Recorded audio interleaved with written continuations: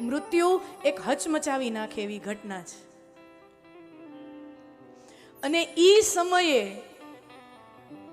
જો સાવધાન થઈને હું ને તમે એક પલ માટે વિચારીએ, આપણે બધાએ આ દ્રશ્ય જોયું છે, પણ ઈ દ્રશ્ય જોતા જોતા આપણે એક પલ માટે એક વિચાર કરીએ કે આ મારો સ્વજન જેની સાથે જીવવા મરવાના કોલ લીધા હતા,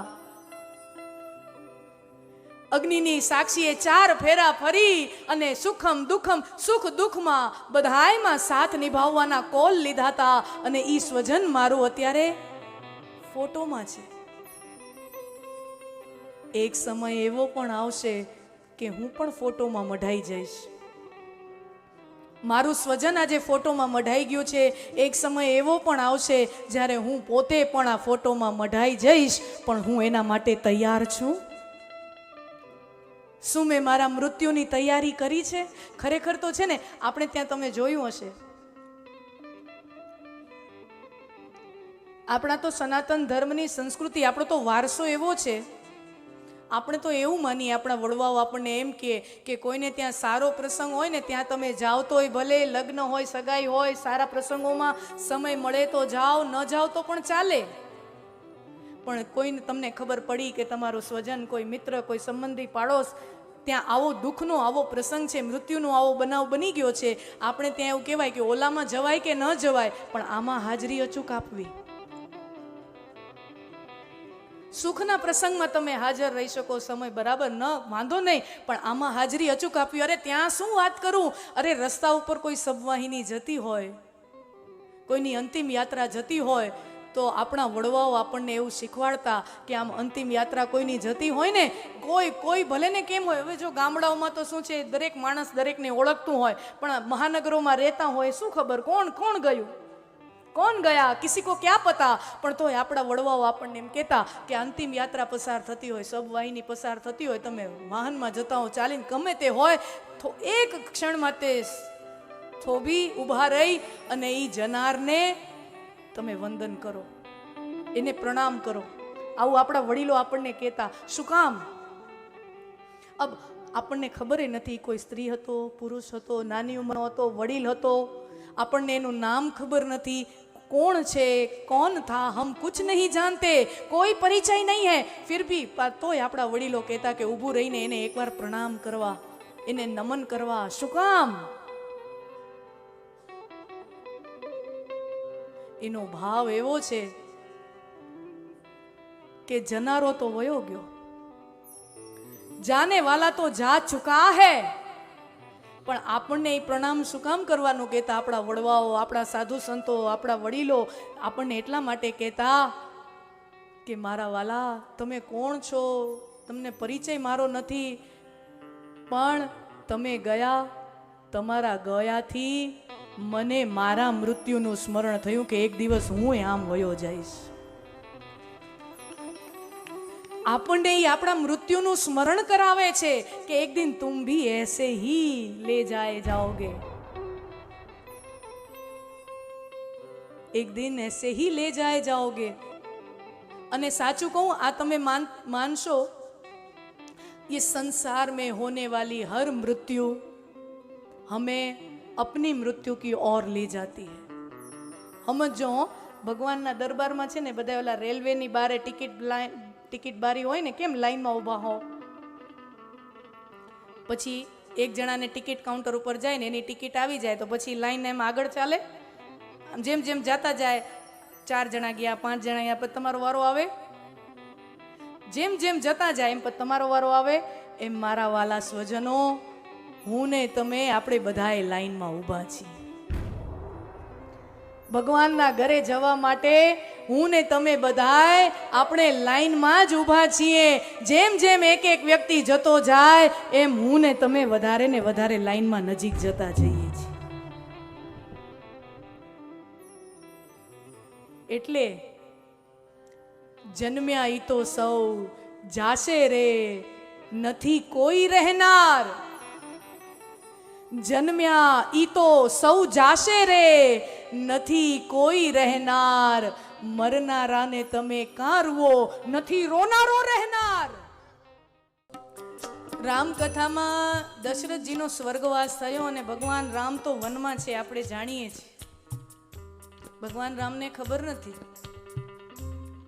અને પછી પાછળથી પ્રસંગ બને છે ને કે ભરતજી આવે છે ભાઈને સમજાવવા કે ભાઈ તમે આવો, અયોધ્યાની રાજગાદી સંભાળો, હવે પિતા પણ રહ્યા નથી. ત્યાં સુધી તો ભગવાન રામને એ સમાચાર પણ નથી કે પિતાજી હવે નથી રહ્યા. ભરત આવ્યા ને કીધું કે મોટા ભાઈ પિતાજી નથી રહ્યા. ભરત નાનો ભાઈ છે ને, મોટા ભાઈના ખોળા પર માથું મૂકી અને ધ્રુસકે ધ્રુસકે ધ્રુસકે રડી પડે છે. કારણ કે પિતા હોય ને તો પિતાની છત્ર છાયા હોય, પણ પિતા ચાલ્યો જાય પછી મોટો ભાઈ પિતા સમાન ગણાય ને. તો નાનો ભાઈ હોય મોટા ભાઈના ખોળામાં માથું દઈ અને રોવે છે. અને નાના હોય ને પરિવારમાં એને સુવિધા હોય, એનું દુઃખ વડીલો પાસે કહી દે, મોટા લોકો પાસે કહી દે, પણ જે ઘરનો મુખિયા હોય ને, મોટો માણા હોય, એ તો રોઈએ ન શકે. અને હવે रामजी विचारे कि अब घर का मुखिया मैं हूँ, घर का बड़ा मैं हूँ, पिताजी नहीं रहे, घर का बड़ा मैं हूँ, परिवार को मुझे संभालना है. भरतजी रुए, भगवान राम तो रोई नहीं सकता कि हूँ रोईश तो आ बधाने कोण हाचवशे. मोटा व्यक्तिओनी तकलीफो मोटी होय अने त्यारे एक प्रेम भर्यो हाथ भगवान भरतना माथा उपर मूके अने कहे, भरत भरत मारा भाई, आपणे खाली आपणा पितानु नथी रोवानुं. वाल्मीकि रामायण में वाल्मीकिजीए खूब सुंदर संवाद भगवान रामना मुखे कराव्यो. वाल्मीकिजी भगवान पासे कहेवडावे छे, भरत मत रो, अने तू रोई रह्यो छे तो सांभळ, आपणे खाली आपणा पिता गया एनुं नथी रोवानुं. जेवी रीते पछी वाल्मीकिजी उपमा आपे, जेवी रीते पर्वत उपरथी नदी वहेवानो चालू करे ने त्यारे निरंतर वहेती वहेती वहेती वहेती एनुं अंतिम गंतव्य समुद्रने मळवानुं छे. एवी ज रीते हूँ ने तमे जन्म्या छी ने त्यारथी लईने निरंतर मृत्यु तरफ निरंतर वही रह्या छीए. भरत आपणा पिता गया, आपणे खाली पितानुं नथी रोवानुं, आपणे आपणुं पण रोवानुं छे के आपणे जवाना छीए. हमें हमारा भी रोना है.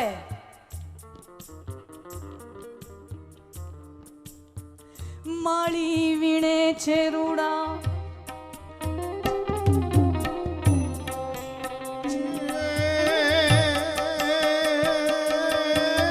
माळी वीणे छे रूड़ा, फूलड़ा रे कलियो करे छे विचार. माळी वननो बगीचानो माळी होय ई फूल वीणतो होय ने. समझो क्या क्या तत्व ज्ञान है.